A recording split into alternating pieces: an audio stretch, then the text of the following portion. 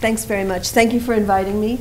Early on when I was invited, asked whether I wanted to be competed over. I like that. It's so nice. If I wanted to be part of the competition, it struck me that it's an anniversary of my first coming over here. I spent the year 1979-80 in Britain. It was my first trip out of the United States, having been not wealthy enough to travel much. When I was younger, I came and was a visiting lecturer at the University of Essex.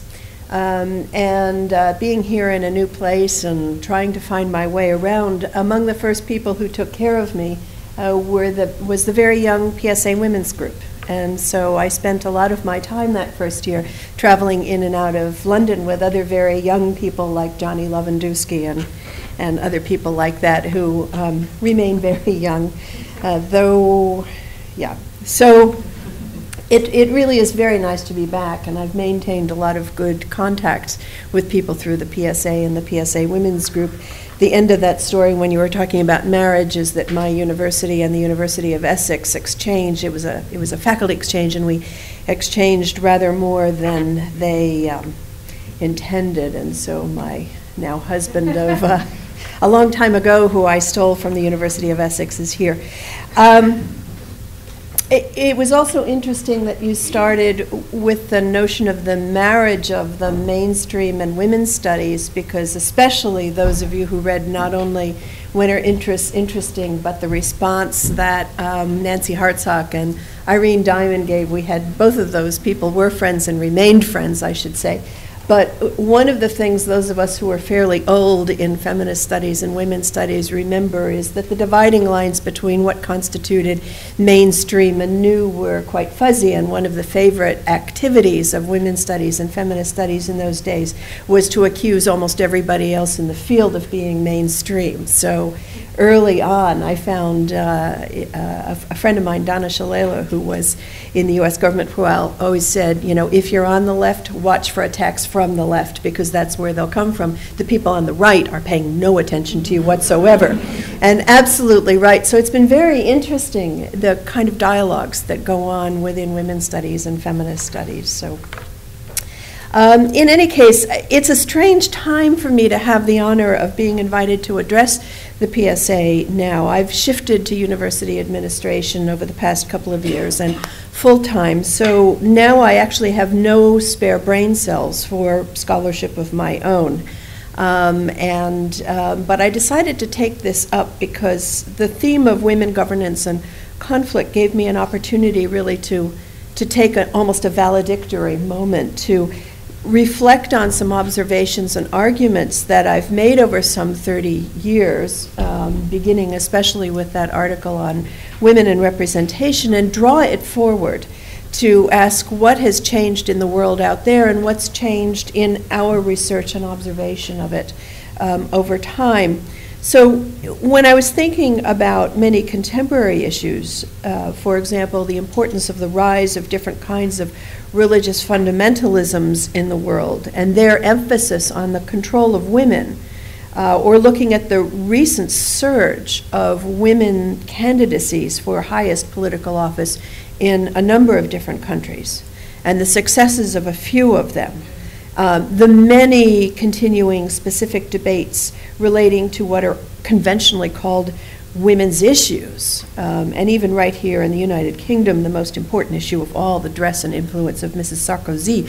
Given all of these things, it seems to me that once again, gender, women's status are again symbolic and material battlegrounds in the struggles over the nature of contemporary states and nations.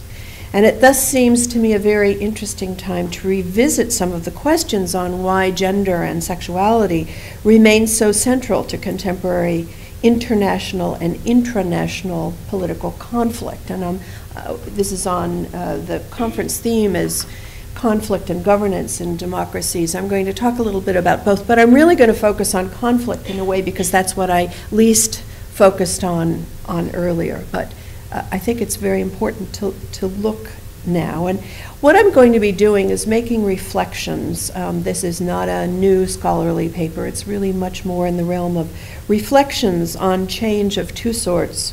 One is changes in the relationship of women and gender to governance and conflict. And I'm glad you made the comment about gender and women not being synonymous. I will be talking mostly about women's gendered appearance in politics, but do pay attention to the fact that women are not the only people who have gender. And second of all, changes in the scholarly observation and framing and interpretation of this relationship, what's changed, and I'm interested in what's happened in both cases over the past, say, 40 years or so, when we've had the contemporary study of women, gender, and politics. And it's really disgusting to think that I've been around doing this for most of that time. It's as arbitrary as any time frame, but I want to use that time frame because it's really the length of our collective professional contemporary observation of women, gender, and politics. Let me emphasize, my comments are reflections. They're meant to be a framework for further thinking and discussion, and really not a new theory or approach. So in thinking about the two different types of change that I want to weave together in the first case, actual changes in the relationship of women and gender to governance and conflict, as I reflect over the past, I have to say that I see both areas of great and profound transformations and areas in which very little change has taken place. In terms of the scholarly world, and especially the utility of political science specifically, for understanding the relationship of women and gender to governance and conflict, I have to say I'm not really profoundly impressed at a lot of what's been going on. I think there's a lot of very good work, and I can name a lot of good books and good articles and people I would love to listen to. And it's true that I don't have the time anymore to read the political science literature as thoroughly as I used to. I used to read just about everything that came out.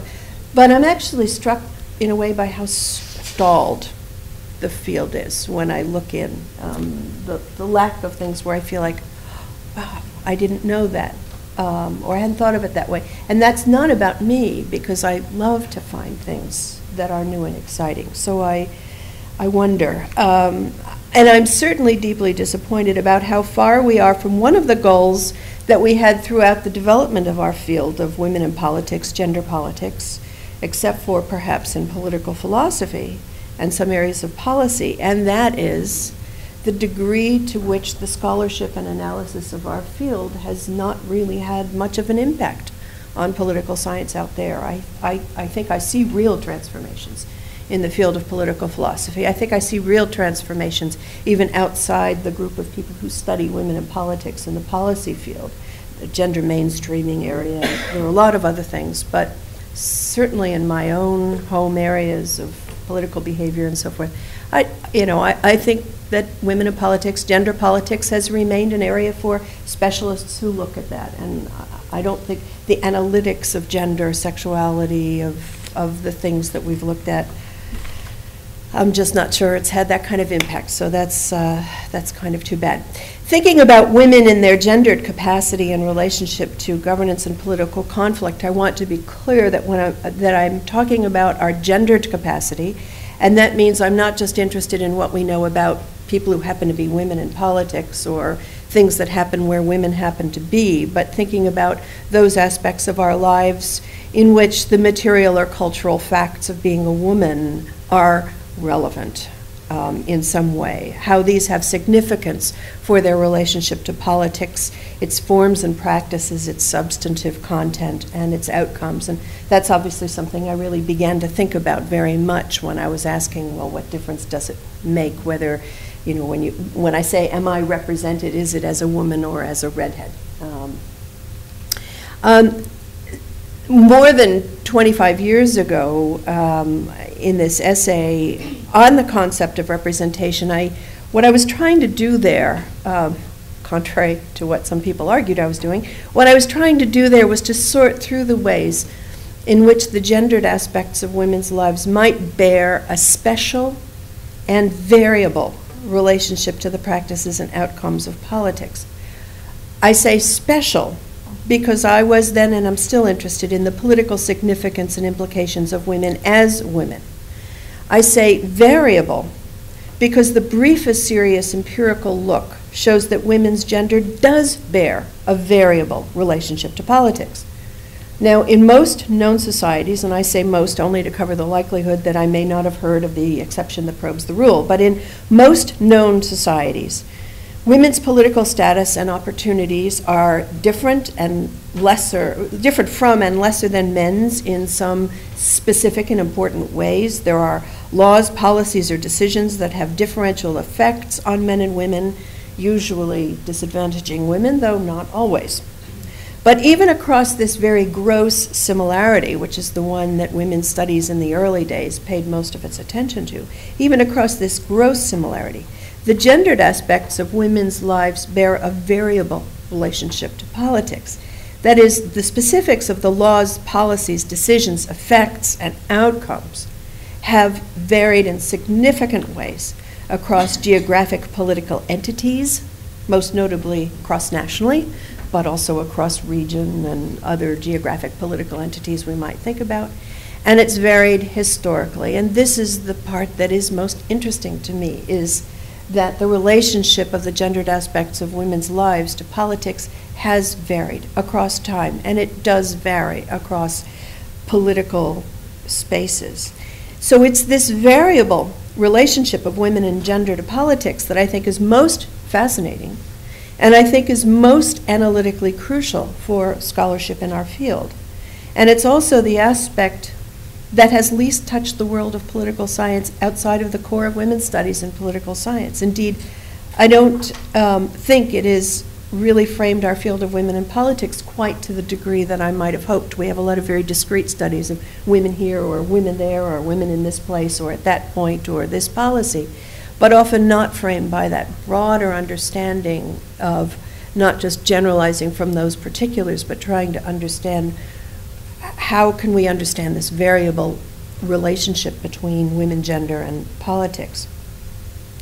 Understanding and explaining the variability in the relationship of gender to politics, governance, political conflict should be, I think, one of our primary tasks. The point of that piece on representation of women was to find a framework to analyze that variability. It wasn't a theory. It was a framework to try to figure out how can we first try to observe, describe this variability, and then where can we go to try to begin to put together explanations in the way we do as political scientists, in the variety of ways we do as political scientists. I had no clear answers. I still perhaps have few, but in posing the question, when does representation occur, or when are women's interests taken into account and in what ways, or at least when are the outcomes of politics not differentially deleterious to women, I searched for an inventory of conditions and contexts that might affect that variability across time and place, so that we can talk across, you'll hear some about Northern Ireland later, so that we can have really grounded, interesting discussions about what happens across time and across place. At that time, I considered variations on some of the most obvious causes and conditions, aspects of political, economic, and governmental structure, ideology and culture, the presence of feminist movements and interest organizations, the presence of women as representatives, which could be considered both a goal of women's representation and a condition or cause. It's one of the chief reasons why a lot of people want to see women representing women, because there's some notion that if they do so, then other things will follow. And obviously a lot of us, including a lot of people in this room, have thought about that and done serious work on that question. There have, I think, been some excellent attempts to understand cross-national variation in gender-relevant policies. Recently, of course, a valiant attempt to explain cross-national variation in orientations to gender equality, especially in politics, was executed by Ron Inglehart and Pippa Norris.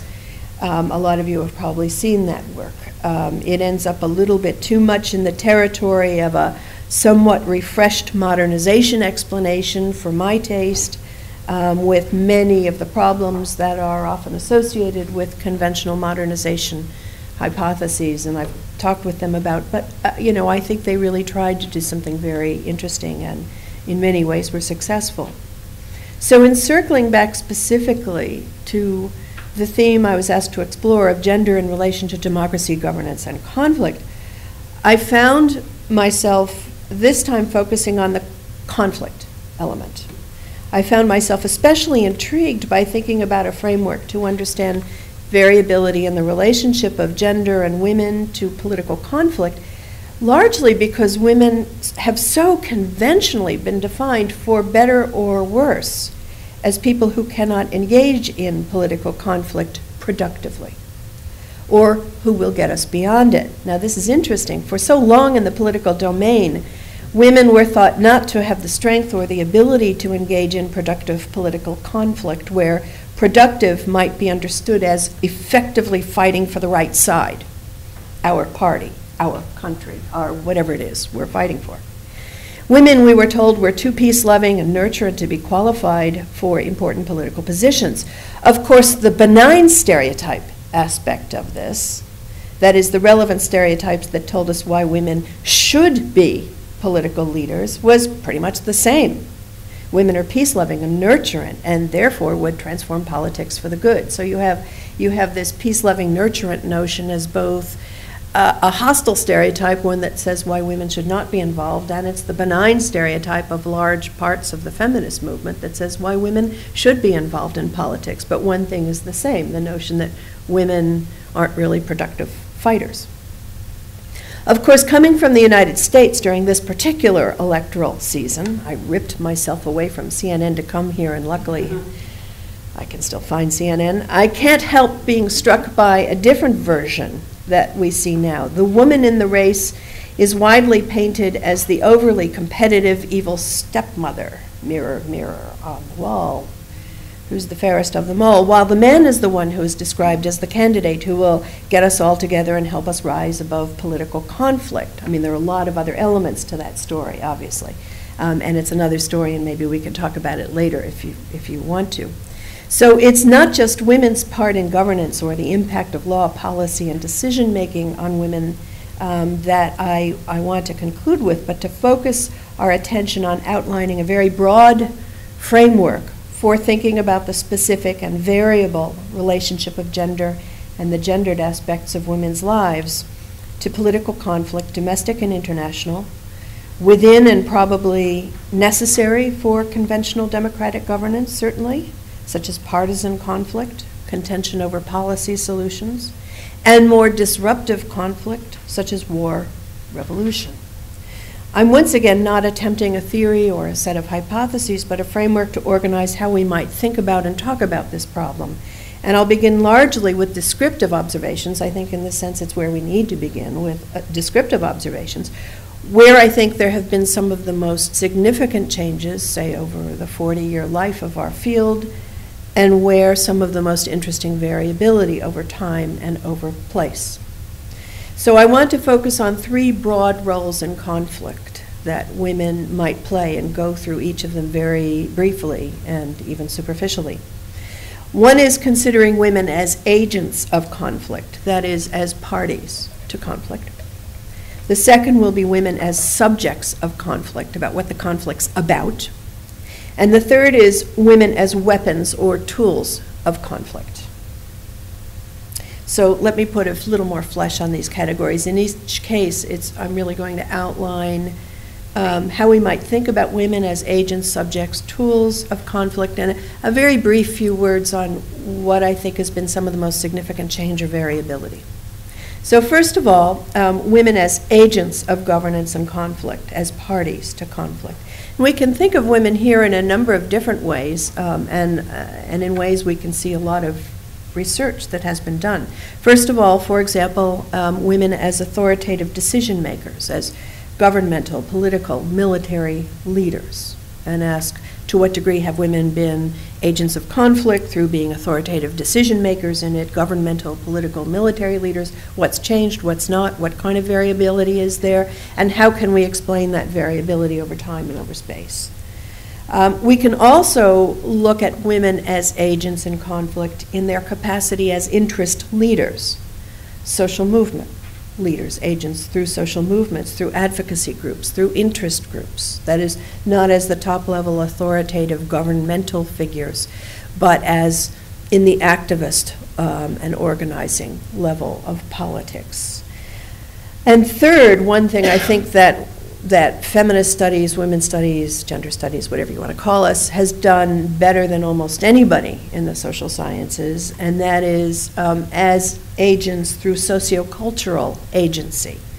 And women's studies has done a terrific job, at least in some other disciplines, at looking at women's sociocultural agency in politics, largely because that's pretty much where we found women at one point. So here I'm referring to women as active participants in the creation and elaboration of the symbolic and cultural aspects of governance and conflict, in the civil society underpinnings of governance in democratic politics. A number of us have been active in looking at social capital, for example, and women's role in that and the relationship of social capital to politics. In the integration of new generations into the structures and practices of governance and conflict. Obviously, we looked there once upon a time almost exclusively because we knew women were mothers, they were in families, they were teachers, and all of those kinds of things, and we were able to see through that this wasn't really, as some people thought, totally to the side of politics, but replicating the cultural reproduction of politics, political forms, political symbols, is crucial. And that certainly should have slapped us in the head beginning in 1989 or so, when we saw, for example, in parts of the world where there had been long-standing authoritarian regimes, in some cases dismissing religion, dismissing old forms of culture. Revolutions occur, we didn't get democracy immediately, but in many cases we sure got the resurgence of some venerable aspects of the sociocultural aspects of politics. So there's something about how people were raised, the rituals of the household, the replication of culture that occurred. And that, at least in part, was women's work, and it's something political scientists should take account of.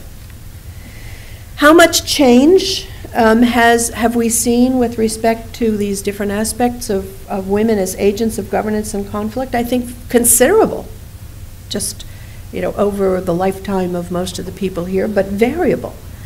For example, as authoritative decision makers and leaders, we've seen significant increase in the number of women who have been serious contenders as candidates for high office, and we've seen an increase in the number of women who have achieved high office. Highly variable, as you know, if you look across the various democratic countries and even take crude measures like the proportion of national legislators who are women or executives or whatever else, highly variable. There are studies of the overall number pattern of women's presence. As I indicated before, Engelhardt and Norris see especially cultural values as creating the change. We have many studies of quota systems for party candidates and others, a lot of other possibilities. So there's great variability and still great room for studying the point of the variability. At a finer mesh, we have a lot of work that looks at what leads to success and failure for women as candidates. To what degree, for example, is gender still a determinant of the reception of or reaction to women as candidates? To be able to do this well in a way that helps us across time and space, we mostly need larger end studies, I'm afraid, than we have often had. But there is good work, and we could do more good work. Research on the action and presentation of women candidates. Do women and men do different kinds of things? Do women and men use their gender or present their gender in different ways? Hot topic in the US these days. I did some work with some colleagues looking basically at all of the major television advertisements in the US in 1998, 2000, 2002 during our congressional campaigns. Thousands of ads, which we could very finely code, and found there's really not much difference in the way they present, but there's a lot of perception of difference, which is really interesting. So that's a whole other question, is regardless of how men and women act, what we know from our friends in social psychology is as long as you have still a gender-based culture and stereotype, in a way, it doesn't matter how we act, it's how you see people and how we are seen. And there, I think, there's some fascinating work still to be done. Issues, again, raised currently in the US in the primaries.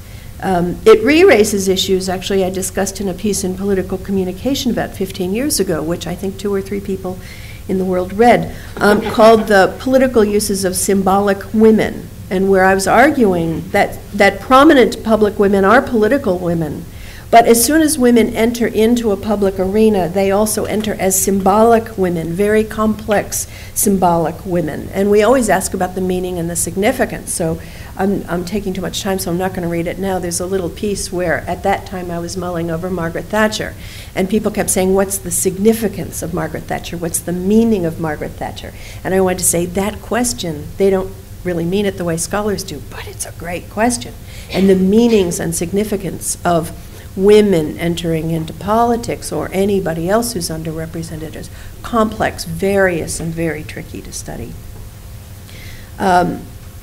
Are women more recognized in the large number of ways that women are active as agents in the political system at the citizen level than was true? I think we're almost beginning to forget about women's actions at that level because now we're seeing women at the higher levels, and I hope we don't let go of the importance of politics in the quotidian world, the day-to-day world, the socio-cultural.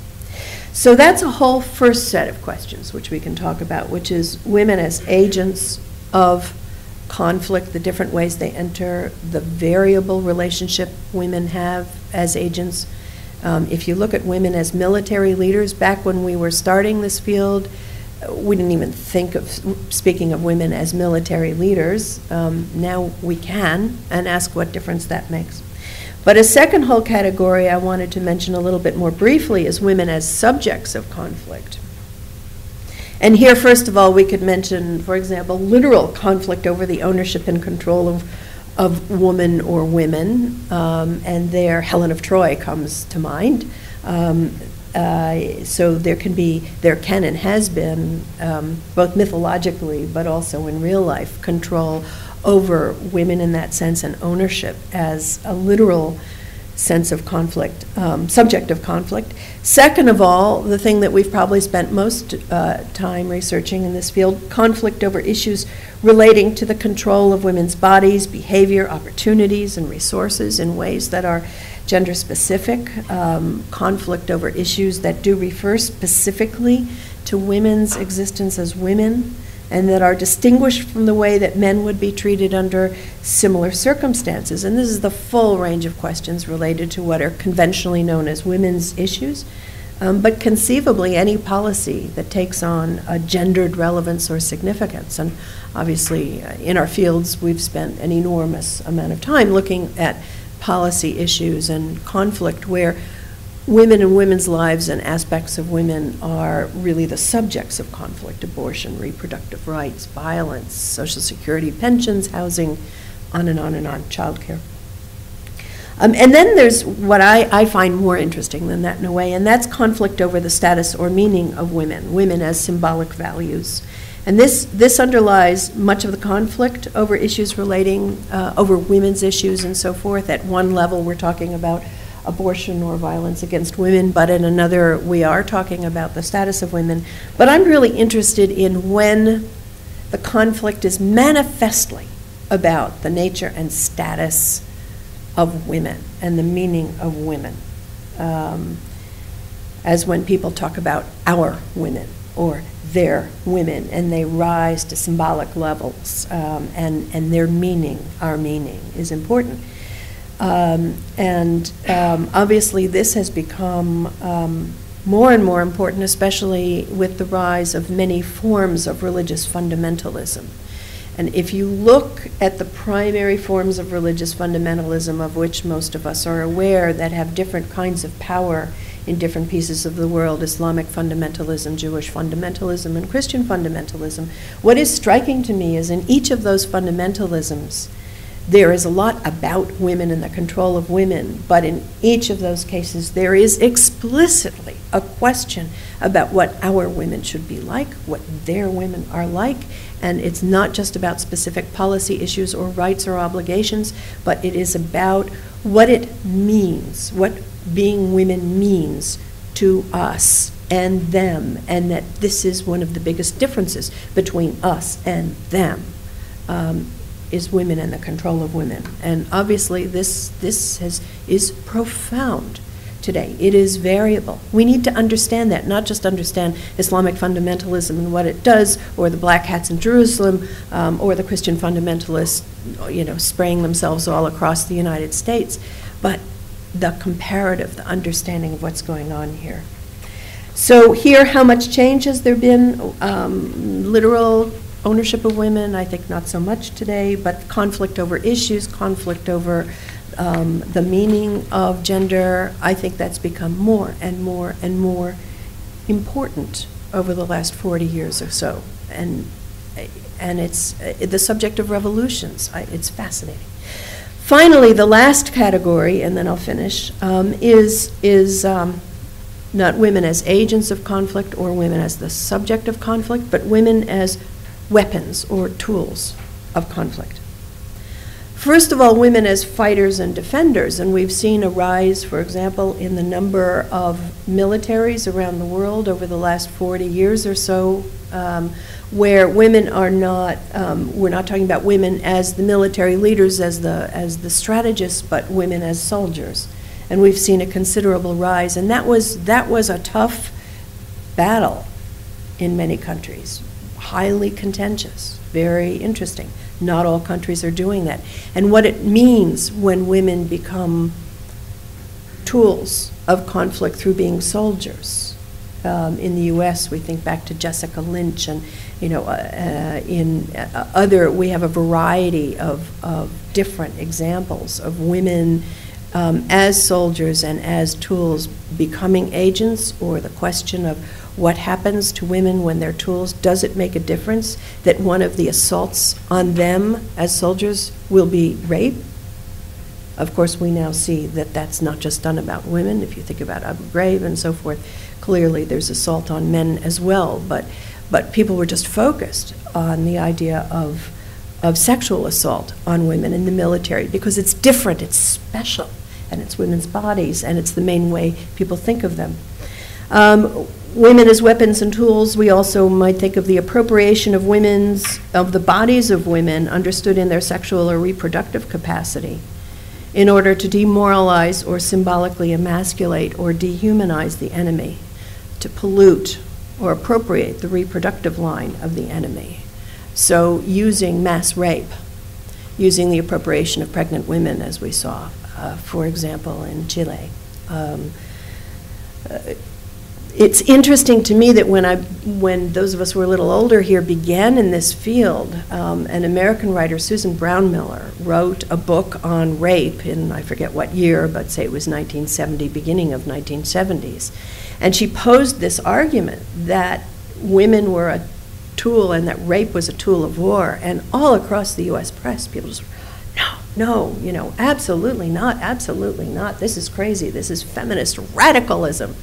And then we look back at history and we look at the contemporary world, and yes, of course, rape was, how could they not have seen or remembered what happened in the India-Pakistan conflict? How could they not have seen what was going on around the world? And we do know now that that appropriation of women's bodies, both sexually, rape, and reproductively in terms of children, and so is used not really against the women, it's women as weapons that are used against the men to demoralize them, to end their lives, to do whatever. And then another aspect here, the appropriation of the bodies of women to serve as shields and subterfuges. And here, you might want to think of women being used as shields, especially in the Mideast. You surround a base or weapons with women's bodies, children's bodies, and then if you attack the base, then what you can get in the newspapers is, enemy attacks and hurts our children. But you can see it in a different way too, in the choices that were made. For example, in the American fight against slavery. That in some places using women as the agents of the Underground Railway, and this is not against their will or anything, this is very positive, but using women as agents worked to some degree because within that culture people didn't expect women to be doing something so dangerous and political. And so they could be used to do things and get away with it perhaps a little bit more just because no one really thought that was going to happen. And finally, the last way women can be used as weapons and tools, which we've seen all too often recently, is launching them as weapons when they are not in the physical, cognitive, or moral position to be able to make a choice. And here, again, we can look at suicide murderers, and there are people who are choosing to do this, there's no doubt. But there are also cases where it's quite clear that people are being used in some cases where they're not in physical, cognitive, or moral position. And when I say moral position, I mean, for example, if you're told it's you or your child. And so there you raise the moral question for somebody. Do I say I can't do this and watch my child die, or do I die and hope my child lives? And that's what I would see as a moral choice. So, you know, here, how much change have we seen? I think a lot, but on the other hand, I think this is not a category we've thought about very much before. I think we have a lot of work to do on it. So in other words, here's, you know, in thinking about women as agents, subjects, weapons of conflict, in each of these, just on the descriptive side, I see, you know, a rich array of relationships and variable relationships. I think there's a lot of good work out there that we've already done that can be brought to bear, but, you know, I think that there's still more really interesting work for us to do that allows us to talk in a cross-geographic comparative way and a historical way to try to understand the fundamentals of the relationship of gender to conflict.